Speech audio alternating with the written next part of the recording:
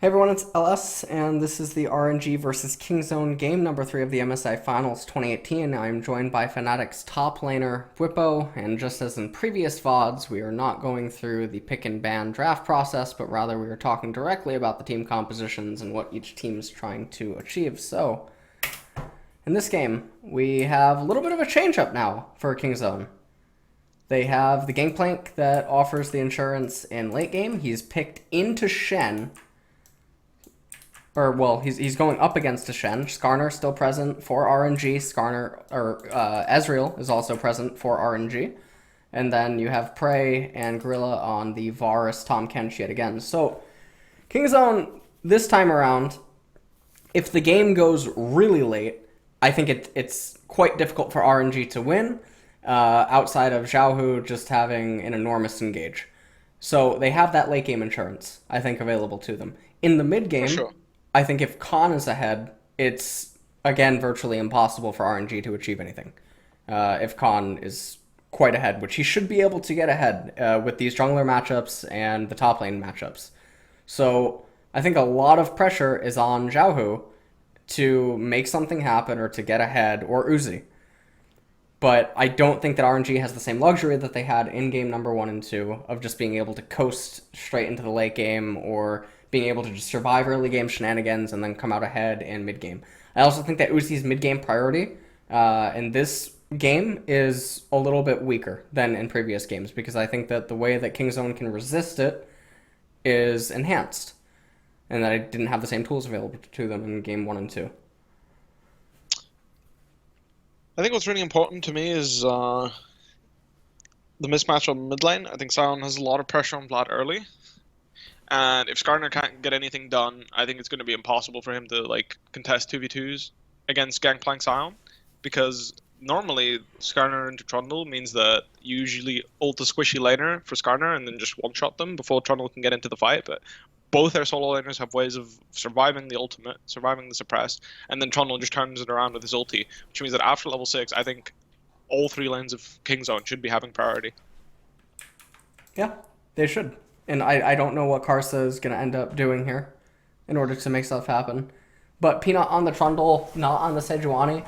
I think if he's able to get a lead, it's even increasingly more problematic for Karsa, because then if Peanut and Co just have control over the river, Karsa can never make anything happen. And he ends up just getting put into a farming fest against a Trundle, which I don't think, given the Yep. team compositions, that's going to be good. And they're going to have free. KingZone is just going to have dragons left and right, because Trundle can easily just take them when the lanes have priority. Again, you have the Tahm Kench. Maybe the bot lane 2v2 goes bad in the early game, and RNG's bot lane get priority early, but as soon as Sound starts pushing a few waves in, I think he's going to be able to transfer his priority over into the bot lane, and then you just snowball it off, because Gangplank will have it from top lane from early on, given the matchup. The first drake is Mountain, which is obviously really nice for KingZone. I think if they can get the first Mountain Drake, they're going to be able to snowball objectives left and right, given the global from Gangplank, making it even easier to contest bot side for another dragon. And again, they should have push in all 3 lanes, so with a little bit of a good situation, Rift Herald will go over to Peanut for free as well. So again, he opts into starting bot. I think it makes a lot more sense this game because you want to make sure that Khan is safe in the early game. Yes. Being able to path right up into top lane and make sure that he doesn't get harmed. I mean, last game we saw what happened, so. Yeah, I think that's still fresh in his memory. And no, He goes for an MLXG. Yeah, This is what we good. call the MLXG, by the way. Does he work? Ooh, close. They end up getting a flash. Mm. And Difficult to say what. well, I think KingZone, I think this is okay, because Karsa should not be able to actually gank any lane at this point. You see, Khan is safe up in top lane, and Peanut's just going to be able to convert this into power farming. Right. I don't think it's that bad. Yeah, it's pretty good actually. Yeah. I'm happy to see Peanut go for this type of gank to try and slow down, like we said, the bot lane. Because I think this is the only place where it could kind of get ugly. Yep.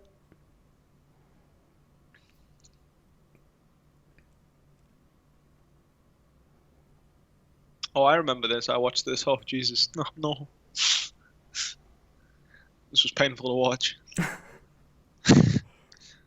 Oh, man. Like watch this overcommitting again. for the chase there is just really greedy. It's just completely unnecessary. I think just creating a situation where or BDD gets the reset for free here is more than enough. I think forcing a gank was a little forced, given that Trundle he could easily have gone top lane in this case, even through Tribrush. Communication should have been there that Shen has no ward, and I think that's much more valuable a gank than the Silent Vladimir matchup is right now. Even But if he doesn't want to gank, I mean, you can see this in solo queue all the time. You come here from red, you pop over, you see your red still up, you put a ward on it or something, and then why don't you just do this? You give the recaller the relief to BDD, and then you path him to your right-hand side jungle, which has rubber-banded camps, because they're going to be respawning, and then you just convert right down into bottom, you get the Scuttle Crab for the bottom lane, and then you reset. And this is all completely fine. Because you don't need to make anything happen.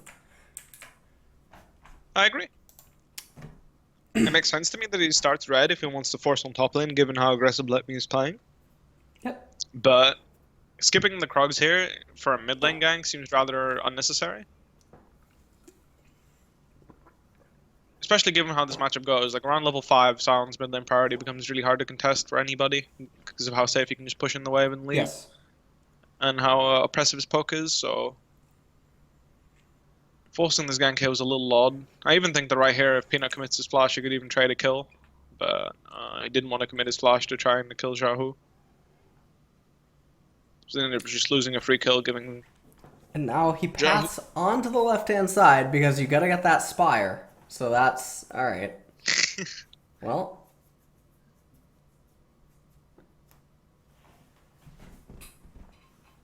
Like right here, I think if he just commits his flash earlier, I think he actually could kill Xiaohu, but it doesn't really matter. Like right here, if he just stays in the fight, just goes flash, auto, Trump, gets press the attack, he would probably die. I think Triumph plus Trundle passive would probably get him alive, or get him out alive, given that Sound's running at Skarner out of his passive, so Skarner can't really chase him. But, minor stuff.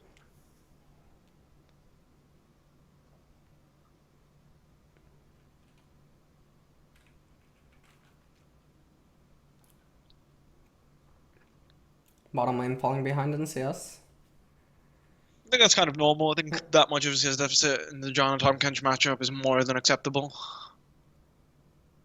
Well, top lanes, I can't entirely see what's going on up there, but that does strike me as a little bit odd. Yeah, I feel like Khan's just messing up a few CS or whatever. Like, just probably trying to get more Klepto stacks in CS, which is fair enough. I have to admit, me personally, I do that quite often myself. Play the lottery. You decide, Q the creep, Q the champion. Like, you play the lottery, right? Because you hit the creep, you always get the gold. If you hit the champ, you don't really. Yeah. So yeah, this is going to be pretty ugly. Because of the gank earlier, Vladimir actually has priority in the lane, which should never be a thing in this matchup, at least not in top lane. I actually don't know if mid lane it's the case that Vladimir has priority on Sion, but I know for top lane it's very difficult for Vladimir to get it. But because of the earlier gank, they just get to be able to make a top lane play for free because bot lane has too much priority. Just really sad though. I mean, it doesn't even look like it's being conveyed that Xiaohu's missing. Like you see him shove in. Yeah, and disappear. Like, it's pretty and obvious. And then disappear backwards. And where's he going to go? You have no vision. And you can see that by Khan's movements. I mean, you can see him on the minimap. He walks forward. He's still walking forward. It's like he's not respecting it at all. And maybe they're just assuming that because red's coming up, that Karsa's going to be right on top of it, and Karsa can't be top lane. I mean, that's the thing. Blue spawned a bit ago, so it makes sense that he was pathing towards that too. Yep. They don't even get the dragon. Probably opts into getting the free reset instead of going for the dragon, which I think is necessary for the lane. The state that it's in.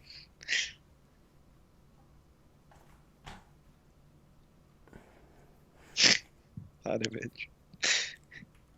KingZone is down with a team comp that should have been ahead in gold. Yeah, it's really difficult. Like, I think that mid lane play really makes it hard for San to breathe because normally in this matchup, if you're even, it's like Vladimir doesn't have enough CDR yet in the early stages, like level 5, 6, 7.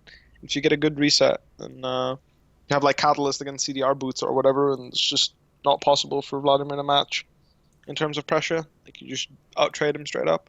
Yep. But given the kill It makes it much harder for BDD to get anything going. He's also going for the Aegis when Vladimir still has 4 dematerializer stacks, so not 100% convinced. Is that 1 or is it 4? I can't tell. It's 1. Fair enough in that case. Makes a little more sense to go for it.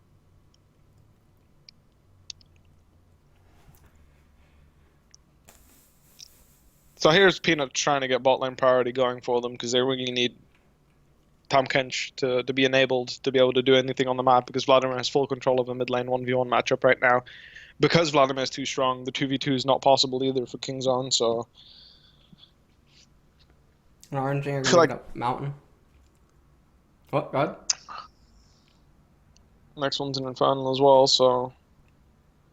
It'd be really difficult. It's quite an aggressive play. No, this is just really sad though. I mean, the gank that happened onto Khan, top lane's just not going well, and I think that Gangplank is a pretty core piece to the team comp puzzle. Vladimir getting ahead, as you said, should never be allowed to happen in the matchup. And now a byproduct of this, they're just starting to bleed elsewhere. They make a play against Let Me onto top lane, but it's not nearly as impactful as what just happened on the right-hand side of the map. It's never going to cut it. This is never good enough. But yeah, I feel like just that mid lane 2v2 going wrong in the early game makes it so that Sion has no priority. Sion can't translate his priority into bot lane. If he can't translate his priority into bot lane because he has none himself, then Vladimir gets to move. Vladimir gets to move, then your Tom Kench and Varus are just sitting docked on their turrets waiting for Skarner to just come and kill them. Or at least force them off the turret, so it's just a really impossible game after that point. Especially considering they even got a free gank on top because KingZone had no way of responding. Which makes it so, like, it's not even as if Khan can, like, accelerate his gold lead is going to get, right? Being Gangplank. It's not like he can magically get the first blood turret gold. Right. Now they're actually going to as early as on mid. They went bot. They don't end up getting it, though. So, oh, well, no. Okay. Put mid turrets on. I mean, they rotated in the top side. They're just trying to kill Let Me, but it's not happening. They're just really desperate to trade sides for the Gangplank and try and get him into a state where he can stall the game forever. Even if they bleed all the outer tier 1 turrets, it's still okay, but the thorn in the side is the Infernal Drake in a minute and a half because that forces KingZone to come out of their shell and then have to deal with it because it's not a Drake that you can just give away. And but that's going to have to be the case this game, I think. Right. And all of the kills and all the major gold is inside of the 2 people that I mentioned in the pick ban. That if they have gold, if they have access to it, then it's really problematic for KingZone because it becomes increasingly more difficult for them to actually take team fights, and even in a condensed area, which normally would be good for Gangplank. Trying to force a play in mid. Ming barely lived. I actually really like this from KingZone just before the dragon spawns. You know, best case, you get a pick off there, you get something good happening. Then you get dragon. You get the Infernal, right, and then you're back into the game. Or, like, you can go back to stalling, basically. You're not quite back into the game yet, but you can maintain the shell for another 10 minutes, really, from that point on. I don't believe that RNG can really do the Baron that efficiently. RNG Though they do have a Mountain Drake, so... No. KingZone can't ever win these fights. Just can never win these fights. I don't know why they're not just giving it up. You just give it up there, you eat your own jungle, you wait for bottom wave to come into you because you know that someone's going to give it to you. I don't know why Khan went down to bottom and just blew up the entire wave. Because with the size of that bottom wave, RNG can't control it, right? So if Khan just lets it come all the way up, kill this wave is at least locked for a little bit, and Baron's still not on the map. So this forces RNG into only having 2 lanes accessible to them, but then top lane's going to be ugly and mid lane's going to be ugly because you're naturally going to send the wave right back into KingZone. So KingZone gets themselves some breathing time. I'm going to have to agree with that one. I don't understand why he just farmed the wave other than nerves, maybe? Maybe he feels like RNG can make a play for bot lane. Could also be because he feels like they can make a play on bot lane straight after what happened, but not the case. He does end up fighting an all-in because Xiaohu was doing stuff. Not sure what it was, but... And then Peanut decides to... he's doing stuff too. It is Oscar night at this point. Would they actually get like a tower and a lot of much needed gold, but Khan's gonna have to pay for it seems. Oh. So at this stage of the game, they're down 5k, they're also down an Infernal, down a Mountain, and Khan is also going Lethality. Not convinced that that's the best option, but alright. Yeah, I don't think that's correct by any means. The only thing I'm thinking is that he thinks he needs to dish out as much damage as possible onto Uzi and Vladimir. And do it as fast as possible. But honestly, I feel like... I think that's panic. I feel like you just have to go Starax here and just pray to God you can get to the late game and just take the scaling option. Like, you're not going to be relevant enough in team fights against the team composition they're playing against. Even if you go lethality, like, as you can see, like, there's never a situation where he deals enough damage where he can kill Uzi anyway. And Vladimir should never be in this position where he's threatened by Gangplank. Yep.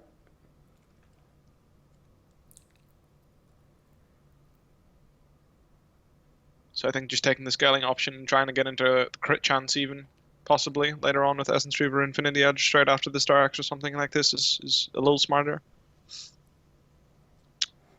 My biggest issue with going Yomas is that it just means the Xiaohu's going to straight up kill you if you ever go side lane against him.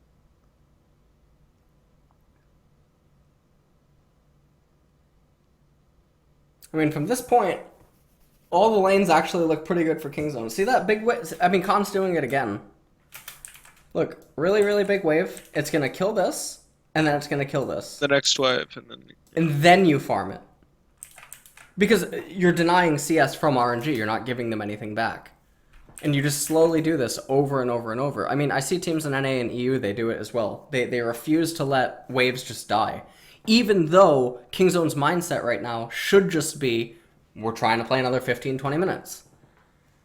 We're not trying to rush things down. We're not trying to look for team fights or get vision on the map. We don't need to because we're aware of when they can start Baron, the speed at which they can kill it. I was going to bring up that I would like to see Xiaohu just going into the bot lane, matching Khan here, and just straight up killing him, giving his build. Like, there's never a situation where Khan can survive against Xiaohu in his current strength.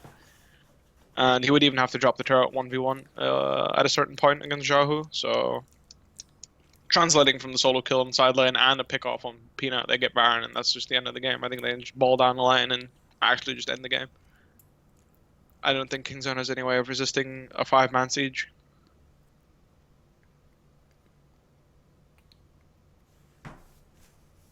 And even then, you could just go 1-3-1 as RNG and end the game that way too, because nobody can hold the Vladimir at the stage.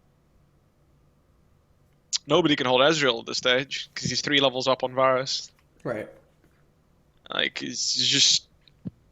The 2 members that needed to get ahead got all the gold funneled into them, as well as experience, and they're just way too far ahead of their counterpart for them to ever be able to do anything. Like, Uzi's working on his 4th item, and Prey's barely finished his 2nd, so... It's not a situation that's winnable for KingZone at the stage. I feel like RNG's at the point where they can just A-move KingZone. It just doesn't matter. Yeah. Oh, that's what Uzi was trying right there. Yeah. He's trying to do it.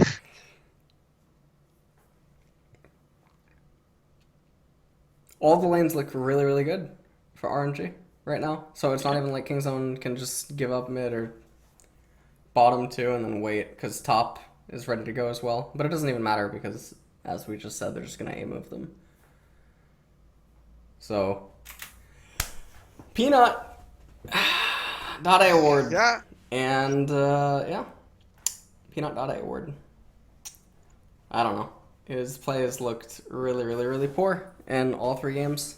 It just feels like in early game, we're thinking that he should do certain things, and then he does the opposite. I think that the advantage that he got in bottom, given the fact that he could just recall, path into his red side jungle, do Krug's red wraiths, transition into relieving BDD, and then pathing to the right-hand side, eating his right-hand side jungle, getting Scuttle Crab, that would have been great, because then you reset one more time, then you can look to make a play against Infernal Drake, because BDD is going to have lane priority, and your bottom lane might have lane priority at that point.